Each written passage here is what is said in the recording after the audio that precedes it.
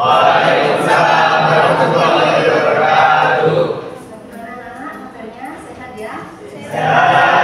Sebelum memulai pembelajaran hari ini, kita berdoa dulu. Silakan ketua kelas memimpin untuk doa. Sebelum kita mulai pembelajaran pagi hari ini, malah kita berdoa menurut agama dan keyakinan masing-masing. Doa mulai. Doa selesai. Oke anak-anak. Nah, sebelum mulai, kita mau ngecek dulu deh, cross-check dulu. Ini siapa yang nggak masuk atau masuk semuanya? Iya, semuanya. Ya. Tanggal berapa ini? 20 ya. Oke, semuanya masuk. Nah, tadi kalian berangkat pagi-pagi udah pada mandi apa belum? Sudah. Bersihkan gigi? Sudah. Berarti kalian secara tidak langsung sudah mengaplikasikan konsep asam basa dalam kehidupan sehari-hari kalian. Nah, dalam makanan, karena makanan yang kalian makan pun juga ada kaitannya dengan konsep asam basa. Kalau misalkan minum jeruk, berarti itu ada asam. Nah, Winda mau cek dulu deh, kalian masih ingat nggak ya apa itu sifat asam? Raya, aksen berapa Raya? 8. Aksen 8. Tapi apa Raya? pH-nya kurang dari 7. pH kurang dari 7, apalagi? Bersifat korosif. Korosif. Ada lagi yang menambahkan? Namanya? Aksen 2, Amira Dini. Oke, gimana Din? Asam itu rasanya masam. Rasanya masam. Bereaksi pada kertas lapis biru berubah menjadi merah. Ya. Menghasilkan ion H+ dalam air. Iya, menghasilkan ion H+ dalam air. Oke. Kalau basa, asam udah ya, sekarang basa. Siapa basa? Oke, Felix. Felix aksen berapa? 12. Aksen 12 gimana? pH-nya di atas 7. Iya, pH basa di atas 7. Kemudian Sifat kaustik. kaustik itu apa? Licin. Benar, licin. Kalau makanya biasanya digunakan untuk apa? Sabun. Sabun.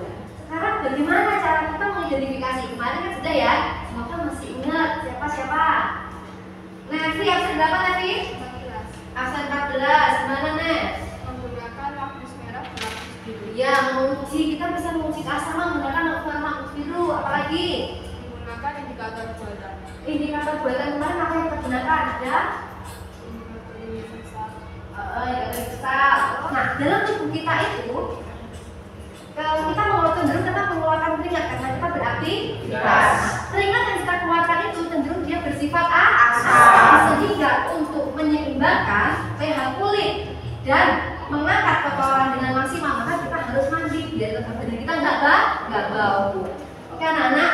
Nah, pada kesempatan kali ini kita akan melanjutkan materi seperti pertemuan pada sebelumnya, melanjutkan materi pertemuan sebelumnya. Nah, ini ya, penerapan konsep asam basa. Di sini nanti kan akan membuat sabun ya, membuat berbagai macam sabun. Kalian juga akan membuat vinegar dari air kelapa. Yang itu merupakan aplikasi dari konsep asamnya. Nah, tujuan dari pembelajaran hari ini adalah kalian dapat mengaplikasikan konsep asam basa yang kemarin sudah kalian pelajari bersama-sama dalam kehidupan sehari-hari. Jadi bisa mengaplikasikan konsep yang dipelajari itu dalam kehidupan sehari-hari. Adapun ATP atau tujuan dari alur tujuan pembelajaran, nanti kalian akan membuat produk. Jadi hasil akhirnya nanti kalian akan membuat suatu produk. Sebelum masuk ke situ, nah sekarang kita akan quiz dulu. Jadi sesuai dengan pengetahuan kalian dulu, bagaimana peran konsep kimia asam basa dalam kehidupan sehari-hari. Oke, disiapkan HP-nya dulu. Mulai.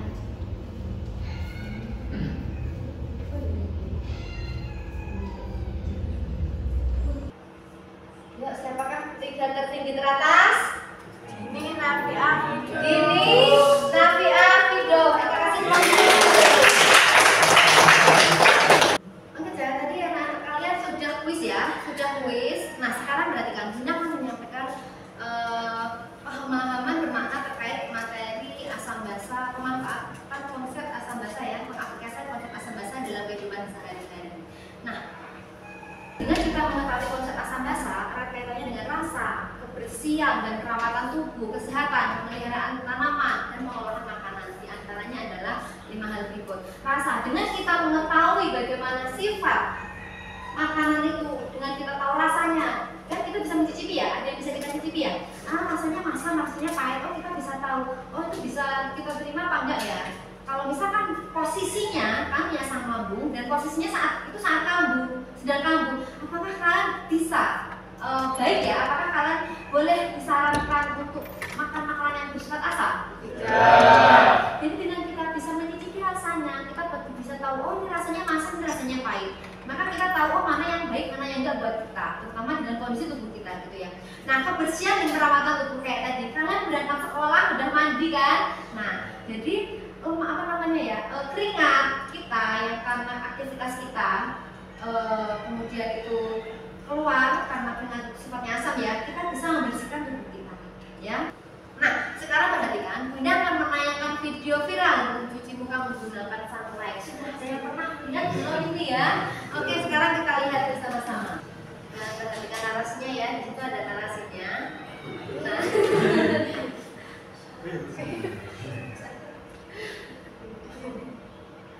Nah, setelah kalian mengamati video tadi, coba menurut kalian ada beberapa banyak pertanyaan yang mungkin muncul di benak kalian ya. Nah, di antaranya perhatikan Bunda rangkumkan di mana nanti itu pada LKPD itu tertuang semuanya di situ. Nah, di antaranya ya, menurut kalian jika didasarkan pada konsep materi kimia asam dan basa yang telah kalian pelajari sebelumnya, apakah yang dilakukan Ibu tadi benar atau salah? Salah.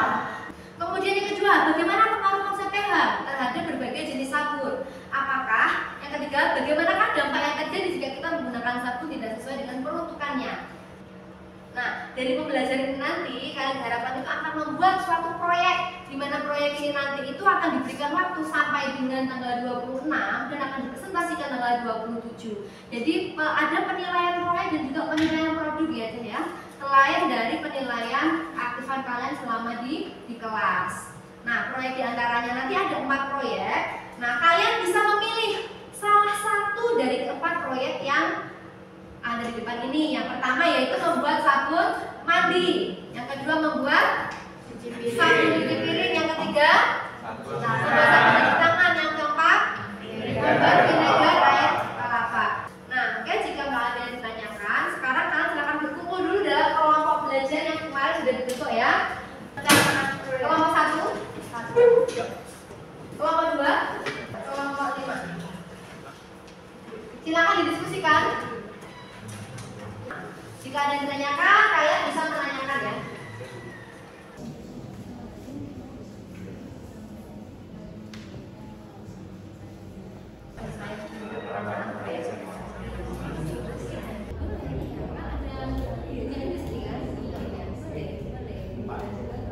Oke anak-anak, kita bahas dulu untuk LKPD yang pertama. Setelah kalian mengamati video viral mencuci muka menggunakan sabun cuci piring, menurut kalian jika didasarkan pada konsep materi kimia asam dan basa yang telah kalian pelajari sebelumnya, bagaimana pendapat kalian? Jelaskan ya. Hal-hal itu aksen berapa hal itu? Aksen 1. Oke. Menurut kelompok kami, mencuci wajah dengan sabun cuci piring sangat tidak disarankan berdasarkan studi literatur dan yang kita baca tadi Bu yang telah dilakukan sebagai bahan pembersih sabun cuci piring mengandung zat kimia sabun yang keras yang ditujukan untuk membersihkan odor karena minyak sisa makanan. Selain itu, sabun cuci piring juga memiliki kadar pH yang tidak sesuai dengan kadar pH. Iya, sehingga nanti ya bisa rusak ya. Ya Bu, bisa merusak. Oke, terima kasih ya Pak Edo. Ada lagi yang mau menambahkan? Ada yang mau menambahkan lain juga boleh loh. Ada? Sama. Misalnya yang ketiga. Jadi karena penggunaan pH yang nggak tepat ya, karena pH-nya terlalu tinggi mungkin ya, akan terlalu rendah malahan. Nah itu nanti yang akan kita kalau terlalu rendah mungkin nggak? Ya sih, sifatnya terlalu keras ya. Kalau misalkan dipakai untuk kulit wajah yang sensitif. Untuk yang ketiga sekarang. Nah, pengawet makanan adalah cara yang digunakan untuk membuat makanan memiliki daya simpan yang lama dan mempertahankan sifat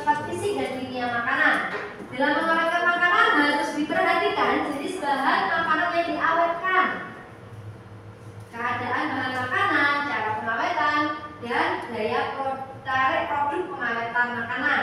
Salah satu caranya adalah dengan penambahan vinegar air kelapa pada bahan makanan tertentu.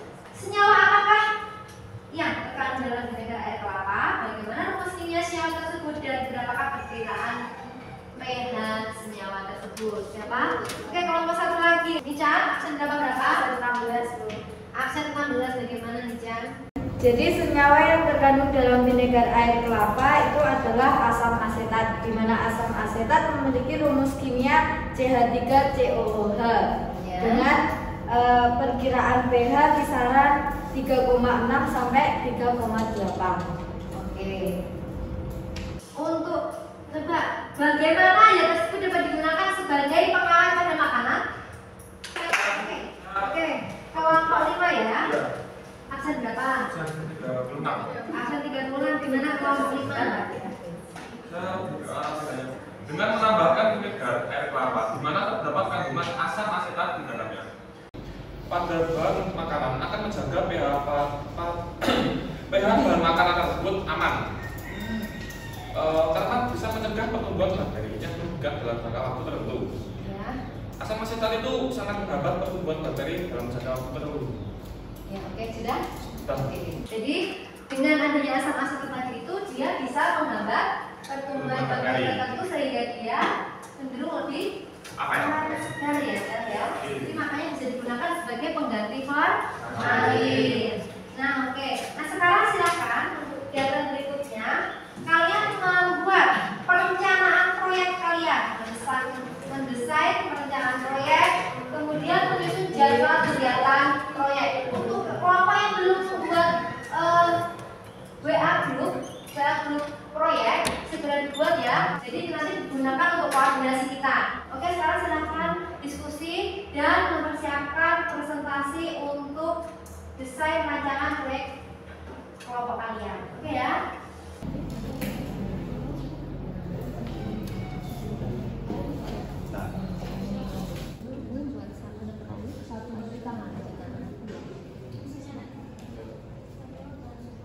Sudut literasinya jika ada yang mau ditanya boleh kan kita mencari sudut literasinya ya.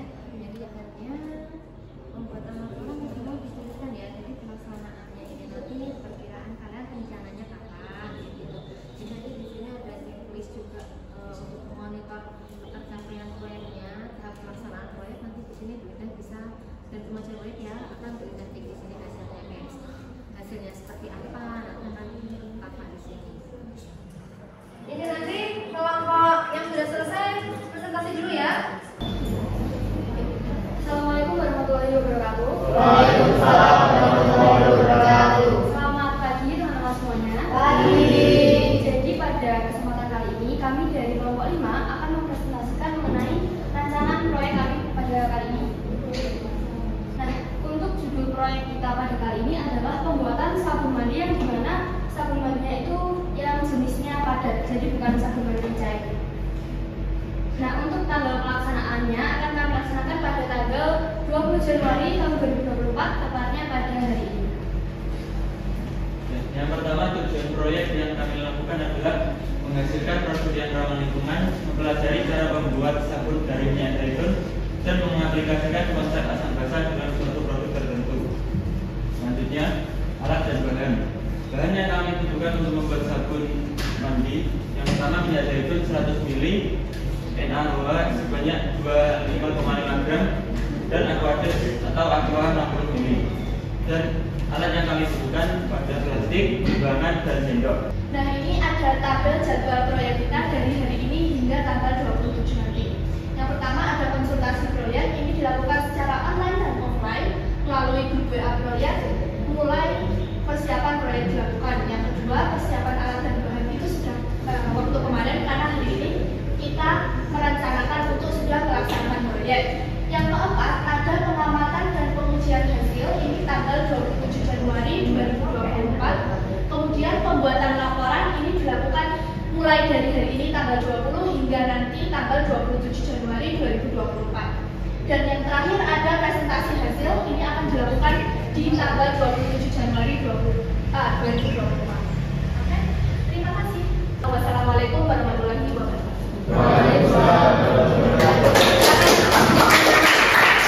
Kami dari kelompok 5 akan melaksanakan proyek pembuatan sabun mandi. Saya Amira Diniariba, saya akan Sakirana. Saya Soyanwan, saya akan Lelebib. Tonton video kita sampai habis ya. Let's go!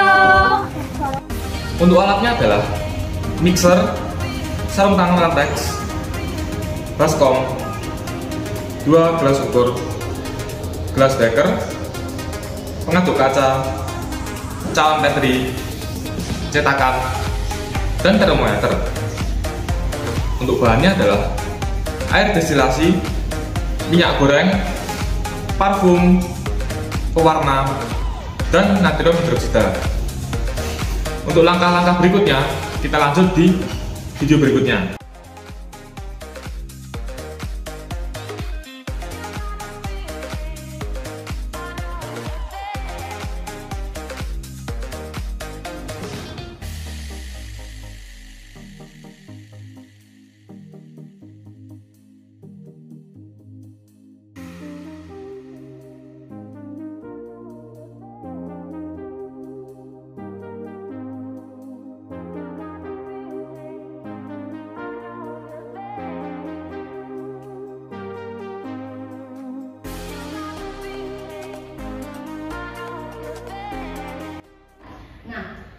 Dari sabun yang sudah kalian buat dan juga vinegar air kelapa yang sudah kalian buat, ini nanti sebelum kalian mempresentasikan produk yang kalian buat, nanti kalian akan melakukan uji terhadap produk ini ya, air sabun sama vinegar air kelapanya. Sebelumnya nanti ketika kalian praktikum, Bunda akan mengambil penilaian ya untuk keterampilan prosesnya, bagaimana kalian waktu praktikum mengambil datanya, gitu ya. Setelah itu nanti dipersiapkan untuk presentasi di depan kelas ya. Oke, perwakilan kelompok akan mengambil dulu. Jangan lupa dijaga kebersihan mejanya. Terus lampunya ngambilnya nanti aja. Ya, nanti biar satu kawan. Jangan lupa kalau perwakilan kelompok itu nanti harus ada yang mengambil foto dokumentasi waktu praktikum loh ya. Ya,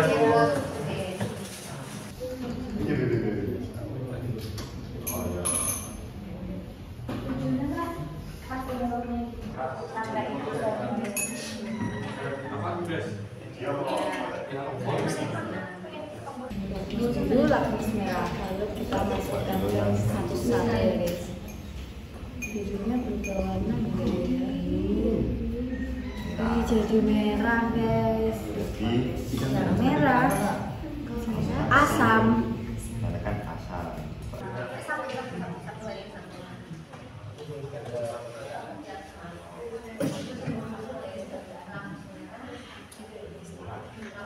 Sambil menunggu temannya boleh ya. Dipersiapkan nanti siapa yang akan presentasi duluan. Boleh. Selamat pagi, assalamualaikum warahmatullahi wabarakatuh. Waalaikumsalam warahmatullahi wabarakatuh. Salam sejahtera bagi kita semua. Selamat pagi Bu Indah, selamat pagi teman-teman. Terima kasih atas kesempatan yang telah diberikan untuk kelompok kami untuk mempresentasikan produk kami, yaitu vinegar air kelapa. Tujuan proyek kami di sini yaitu untuk mengetahui proses pembuatan dari vinegar air kelapa menggunakan teknik fermentasi dan untuk menghasilkan cuka yang dapat digunakan dalam berbagai aplikasi seperti pengawetan untuk bahan-bahan mentah. Waktu dan tanggal pekerjaan proyek itu kami lakukan seminggu yang lalu, yaitu pada tanggal 20 Januari 2024. Ini langkah-langkah yang kami lakukan pada pembuatan cuka air kelapa. Yang pertama yaitu siapkan alat dan bahan yang dibutuhkan, lalu belah kelapa dan letakkan airnya ke dalam suatu wadah higienis. Lalu saring air kelapa menggunakan saringan yang telah dilapisi oleh kain putih. Lalu ukur air kelapa yang sudah disaring menggunakan gelas ukur. Kami mengukur air kelapa itu sebesar 400 ml. Lalu letakkan pada gelas beker. Lalu tambahkan gula pasir sekitar 1 sendok dan aduk hingga rata. Selanjutnya yaitu nyalakan membakar bunsen, lalu panaskan air kelapa tersebut. Setelah gula larut dan suhunya meningkat sampai hangat dan sampai mendidih, matikan membakar bunsen. Ini untuk mengetahui jika air tersebut dan gula itu tercampur secara rata dan juga tidak ada sisa. Lalu haluskan lagi sebesar 2,5 gram dan tambahkan ke dalam air kelapa hangat. Selanjutnya tambahkan cuka makan sebesar 100 ml dan aduk hingga rata. Lalu letakkan ke dalam toples yang dilapisi oleh kain putih, lalu tutup dengan karet bulan dan kain, kemudian diberi karet dan tutup menggunakan tutup topasnya. Biarkan selama 6 hari untuk fermentasi dan tampak endapan. Selanjutnya saring air kelapa lalu pindahkan ke dalam botol besar. Dan ini adalah data pengamatan proyek kami. Ya, untuk hari Sabtu tanggal 20 Januari 2024, tepatnya setelah diberikan tugas untuk pembuatan vinegar air kelapa, itu kami langsung membuatnya. Senin 22 Januari 2024, vinegar air kelapa mulai memunculkan endapan di atas. Jumat 26 Januari 2024, itu kita menyaring vinegar air kelapa untuk endapannya supaya tidak bercampur ke sini. Selanjutnya Sabtu tanggal 27 Januari 2024, pengujian tingkat keasaman vinegar air kelapa. Jadi ini adalah foto kegiatan mulai kami dan juga foto dari produk kami yaitu coconut vinegar. Selanjutnya bahan yang digunakan yaitu air kelapa tua, kemudian cuka masak. Cuka ini berfungsi untuk mengatur pH dalam larutan vinegar air kelapa. Kemudian ada gula. Gula ini berfungsi untuk mengubah larutan menjadi asetaldehyda. Kemudian ada ragi tape, ini berfungsi mengubah glukosa menjadi alkohol. Ini adalah pengujian sifat keasaman produk. Setelah menggunakan indikator universal, kami mengetahui bahwa vinegar air kelapa yang kita buat itu memiliki nilai pH sebesar 3, yaitu menandakan bahwa ini adalah asam. Selanjutnya, pengujian menggunakan kertas lakmus biru dan kertas lakmus merah. Pengujian menggunakan kertas lakmus biru itu memperlihatkan bahwa cuka air kelapa ini merubah kertas lakmus biru menjadi lakmus merah, menandakan bahwa mengandung asam. Dan menggunakan kertas lakmus merah, warnanya tetap. Terima kasih atas perhatiannya. Dan ya, tadi itu yang berubah bukan lakmusnya berubah jadi warnanya, tapi warnanya warnanya jadi biru menjadi merah. Oke, cukup. Silakan cukup. Terima kasih atas waktu dan perhatiannya. Kami mohon maaf apabila ada salah kata. Terima kasih. Wassalamualaikum warahmatullahi wabarakatuh. Waalaikumsalam warahmatullahi wabarakatuh. Oke, plus dulu ke kalian semuanya ya. Tadi kan kalian sudah melakukan uji ya, uji produknya yaitu menggunakan indikator universal untuk mengetahui berapa pH dari produknya sudah kalian buat. Dan selain itu juga sudah melakukan uji menggunakan lakmus merah dan lakmus biru untuk mengetahui sifat asaman dari suatu atau basahan dari suatu larutan. Uji asam dan basa itu hanya salah satu uji yang digunakan. Jadi kayak apakah sebuah nilai yang digunakan atau tidak. Nah, salah satunya kita bisa melihat dari uji pH. Tapi untuk bisa digunakan atau tidak itu masih banyak uji yang lain ya. Ada apa namanya, dari busanya, kemudian cara biologinya juga ada, gitu ya. Jadi masih banyak lagi. Paling tidak dari konsep pH yang sudah kalian pelajari, kalian bisa tahu bahwa dengan mempelajari materi asam basa, salah satunya adalah mengetahui konsep pH, kalian bisa menentukan pH dari suatu larutan yang kalian buat itu. Nah, salah satu uji pH-nya apakah memenuhi standar ataukah tidak dari peraturan yang ada. Misal satu dari tadi kelompok 4 dari BPOM ya. Jadi berapa pH-nya? Tentang pH-nya.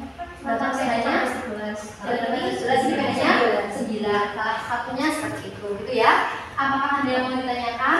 Oh iya, tadi kelompok 2. Tadi kan di sini kelompok 2 sama kelompok 1 bedanya kalau kelompok 1 menggunakan pola makan, kalau kelompok 2 menggunakan cabai. Nah, kira-kira apa sih fungsinya cabai? Kelompok 2 ada yang bisa menjelaskan? Ya, Nevi absen berapa, Dok? Absen 11. 11. Oke, gimana, Dok? Kalau dari studi literatur yang kita lakukan, cabai itu mengandung bakteri Lactobacillus plantarum. Lactobacillus plantarum itu nanti membantu mengubah air kelapa menjadi air kelapa. Gitu ya. Jadi dari tambahan cabai tadi itu bakterinya itu akan bisa mewujudkan bentuknya asam. Jadi antara semua atau bidang studi ya, kimia, biologi itu tetap ada keterkaitannya, ada hubungannya. Untuk itu kalau misalkan nggak ada yang ditanyakan, kita akan melakukan proses dulu ya. Dan nanti harapannya apakah sudah benar-benar memahami konsep dari yang dipelajari dulu. Siapkan dulu HP-nya. Nah, sudah masuk? Kodenya bisa dimasukkan. Semua biar masuk dulu partisipannya. Siap ya anak-anak ya? Jangan sendiri-sendiri. Oke, kita mulai. Start.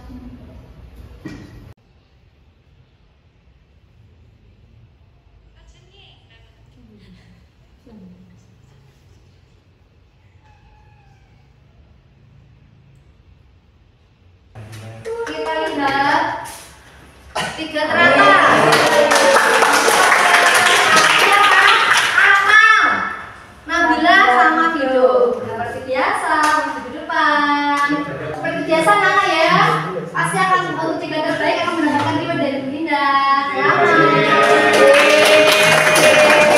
Oke, kembali ke Pak Fido. Kan Nana, sebelum belajar hari ini dan tutup, coba siapa yang mau bantu? Dibantu kita buat kesimpulan pembelajaran kita hari ini. Kita lagi berbuat kesimpulan. Mau Bu bapak satu Bu. Mana bapak satu sama tangan dong? Ini. Oke, siapa yang mewakili atau? Dinda yang mewakili. Dinda lagi. Oke. Jadi kesimpulannya adalah pemahaman asam basa penting agar terhindar dari dampak buruk yang bisa ditimbulkan. Oke. Kita berapa Ibu? Absen 2. 2. Ada lagi kelompok lain?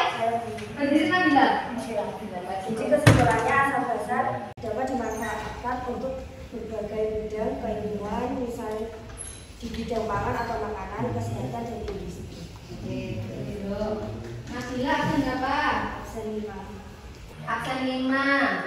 Oke, untuk berikutnya lagi ada yang menambahkan lagi nggak? Dari kelompok 4. Kelompok Alvaredo. Alvaredo, Pedro. Absen berapa, Do? Absen 1. Absen 1. Ayo. Asam basa dapat digunakan untuk membuat sesuatu produk yang bernilai ekonomis. Yang kedua, banyak bahan yang di alam yang memiliki sifat asam dan basa. Oke, ya. Di alam yang sifat asam basa ya. Oke, absen berapa? Alvaredo absen 1. Oke. Ada lagi? Tambah 1 lagi dan. Amira ya? Amira Dini. Mana, Do? Absen berapa? Absen 3. Absen 3. Jadi kesimpulannya kita dapat mengidentifikasi, mengukur suatu zat sehingga kita bisa mengklasifikasikan asam kuat atau lemah, basa kuat atau lemah. Ada lagi? Sudah nggak ada? Oke deh, ya udah. Oke, udah banyak ya semuanya ya, sudah sangat bagus bahwa sangat penting kita mempelajari materi apapun itu ya. Pada kesempatan ini kita mempelajari asam basa. Jadi dengan mempelajari asam basa ini, harapannya nanti kan benar-benar bisa mengetahui kemanfaatannya ketika nanti kalian terjun di lingkungan ya, terjun di lingkungan di masyarakat, kan bisa tahu bagaimana cara manfaat dari mempelajari materi asam basa. Oke, jika tidak ada yang ditanyakan sebelumnya, Bu Indah sama seperti sebelumnya ya, kita akan melakukan refleksi terhadap pembelajaran yang telah kita lakukan hari ini. Oke, cukup 1 menit saja ya, 1 menit saja.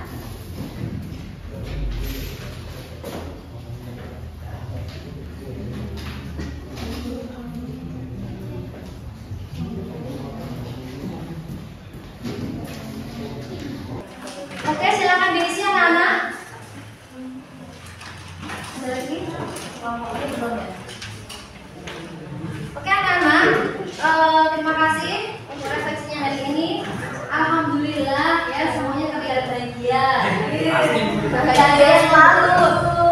Nah, oke ya. Terus pertemuan berikutnya anak disiapkan. Kita hari kan hari ini sudah terakhir ya. Untuk pemantapan pembelajaran, untuk persiapan ulangan minggu depan kita kan sudah ulangan ya. Untuk pembelajaran untuk persiapan yang kalian gunakan latihan penilaian ulangan harian pada buku LKSPR-nya ya. Latihan ulangan harian sudah akan dikerjakan. Nah, jadi nanti ketika kamu ulangan penilaian harian biar bisa mendapatkan nilai semaksimal mungkin, nilai terbaik ya. Amin. Yang kalian tanyakan akan guna akhiri dulu pembelajaran hari ini. Guna mohon maaf sebesar-besarnya jika selama pembelajaran hari ini sudah ada salah kata, ada kata yang kurang berkenan dari anak-anak. Guna akhiri dulu. Assalamualaikum warahmatullahi wabarakatuh.